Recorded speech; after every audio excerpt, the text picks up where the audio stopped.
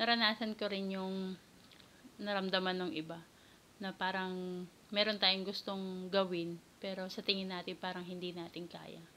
So yung pananaw na yun, mali pala. Kasi dati iniisip ko hindi ko kaya yung mag-invest sa isang bagay dahil parang nakakatakot.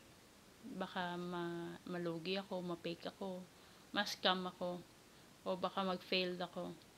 Pero tatandaan niyo po, walang pinanganak sa mundo para mag-fail.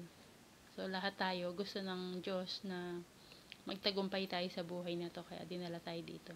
So basta po tatandaan nyo, kung meron kayong gustong gawin, planuhin nyo siyang mabuti. Ipagdasal nyo kung tama yung gagawin nyo. Humingi kayo ng gabay sa Diyos kung ano yung dapat gawin. At yung isa pa po, pag-aralan natin kung ano yung dapat natin gawin bago natin pasukan yun. Katulad halimbawa yung investment sa lupa. Syempre, halos lahat naman walang alam nung una.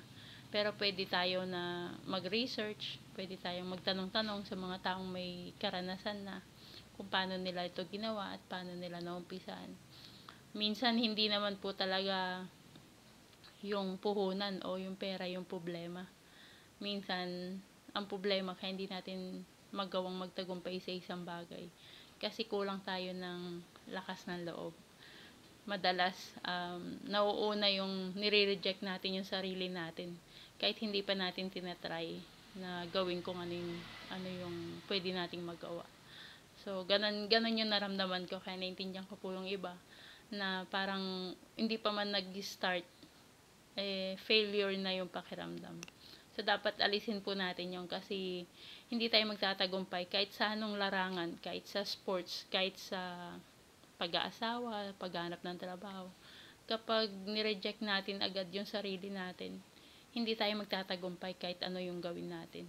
Pero kapag ginawa natin na nagtiwala tayo sa Diyos, nagtiwala tayo sa sarili natin, sigurado yung teamwork ng dalawa na yan, garantisado yung success.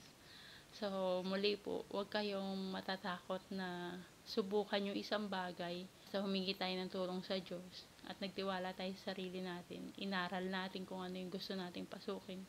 Mangyayari at mangyayari po. So, yung tagumpay ng isa, maring maging tagumpay din ng mas marami. Kasi nagtiwala sila sa Diyos at sa sarili nila. Pero yung tagumpay ng marami, hindi naging tagumpay ng isa. Kasi baka meron siyang kulang sa sarili niya. So, yun lang po yung mapapayo ko sa ngayon.